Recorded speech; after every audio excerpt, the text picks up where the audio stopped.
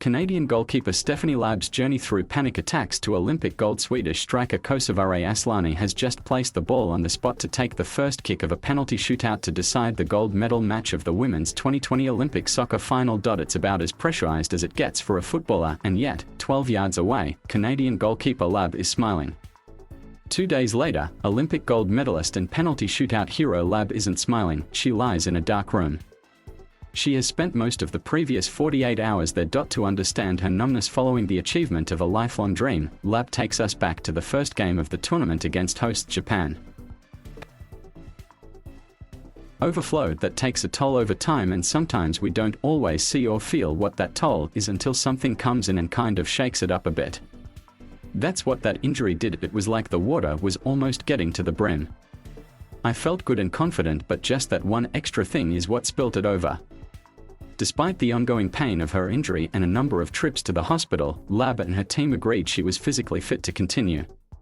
She missed the following match against Chile but returned to the lineup for the final group fixture against Great Britain. Read, Nadia Nadine, I'm actually the picture of everything the Taliban don't want their women to be.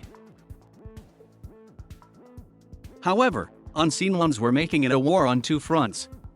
My adrenaline was so heightened, and my neuromuscular system was so finely tuned that I struggled to come down between games, which resulted in high levels of anxiety and multiple panic attacks, said Labbe. I knew it had nothing to do with performance anxiety. I was fully confident and nerves were not an issue on match day. It was the second that whistle blew, that moment where I had to come down and relax a bit before the next game. For Labbe, the pitch is her happy zone, a release. National Minister of Defense. So as penalties in the gold medal match loomed, Labbe looked like the most relaxed goalkeeper in the history of penalty shootouts. For me, I really was enjoying the moment, Labbe said. I remember as soon as the whistle went, I knew that the players on my team were going to feel a little bit of that stress and pressure, knowing that they were going to be stepping up to take shots. So as an older, more experienced player on the team, as a leader on the team, I wanted to do whatever I could to give them confidence and calmness to try to take the pressure off of them. I know how much body language can have an effect on people, so I remember walking into that huddle and I was like, Steph, smile, look relaxed, look super confident, so that if anyone is a bit nervous and they look up and they see you, they're gonna see you being confident and you showing this relaxed, composed version of yourself. Part of the smiling demeanor, Labbe admits, was also to project pressure onto the Swedish takers. And yet, beyond a functional purpose to both ease and amplify anxiety, her grin also came from a genuine place of joy. I remember telling myself, Steph, you're in a shootout to win a gold medal. At worst case you have an Olympic silver medal. You've already achieved so much and now is the time just to enjoy this, Labbe said. You're not going to get this moment back. You're not going to get this opportunity again. It might be the same, but it might look a bit different, feel a little bit different, so just enjoy it. I remember taking the time to be completely present, because what an amazing moment that was for me personally, for our team. We had made history already just going into the shootout, so there was this sense of calmness because I was just enjoying it and happy to be there. The smiling worked.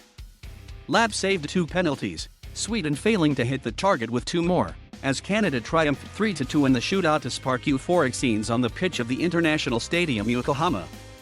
From one MND to another, thank you for defending the flag and for helping bring home this long-awaited gold to Canada. Sujjan tweeted. Come down yet. Like the thousands of similar messages of congratulations, it would be a little while before they truly sunk in for Labbe. In the first 48 hours when we were still in Tokyo, that was a challenge for me because I still wasn't able to come down, Labbe explained. Just because the game was over and we won doesn't mean that all of this anxiety and internal turmoil that I was going through just goes right away. I was waiting for that kind of release and it didn't come, so that's why I was just so overstimulated and I needed to be in a dark room to let my mind relax, to let my body come down a bit from the height.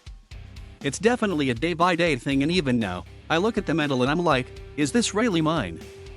Did we actually win a gold medal? I don't know if it fully sunk in, and I don't know when it actually will fully sink in. Labbe's healing process began upon her return to Canada. Days camping away with her partner and Canadian cycling Olympian, Georgia Simmerling, allowed her to decompress and continue what would ultimately become the summer of a lifetime. Decompression. I took a few days with my partner to go away camping, unplug for a bit and decompress, Labbe said. That was super helpful. I think not having to talk about it a lot, being able to just go through my self-healing process, and then when I finally reconnected with my friends and family, that's when it started to really hit. Since then, day by day, talking to different people, talking about my experience and just seeing the impact that we've had on our country is really amazing. I feel so honored and proud to have been a part of that and to have done it with some of the most incredible people I've ever met.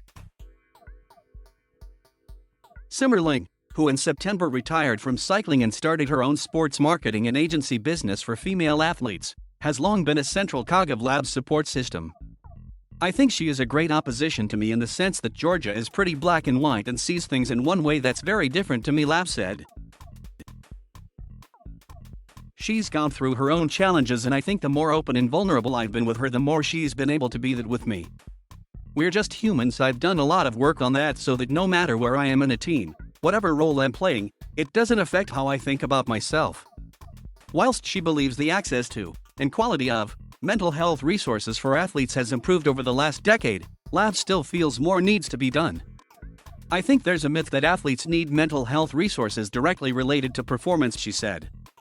The stigma around us only being athletes needs to change. We're just humans, and the job that we do just happens to be broadcasted in the public knowledge.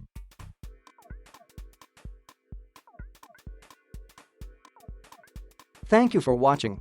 Please subscribe.